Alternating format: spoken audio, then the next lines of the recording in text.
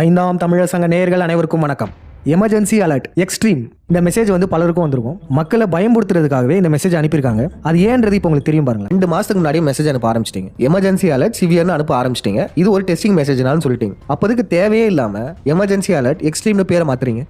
பல நாடுகளில் இந்த சிவியருக்கான நோட்டிஃபிகேஷனை கூட ஆஃப் பண்ணி வச்சுக்கலாம். ஆனால் இந்த எக்ஸ்ட்ரீம்கான நோட்டிஃபிகேஷனை ஆஃப் பண்ண முடியாமல் இருக்கும். காரணம், அது சிவியரை விட மிக முக்கியத்துவம் வாய்ந்தது. அதனால யாரும் மக்கள் பதட்டப்பட வேணாம். இந்த கேள்விகளெல்லாம் கேளுங்க. தேவையே இல்லாமல் 2 மாதங்களுக்கு முன்பு எமர்ஜென்சி அலர்ட் சிவியர்னு இருந்துச்சு. இப்போ எப்படி சரியா போர் ஆரம்பிச்சதுக்கு அப்புறம் வர மெசேஜ்லாம் எமர்ஜென்சி அலர்ட் எக்ஸ்ட்ரீம்னு இருக்கு?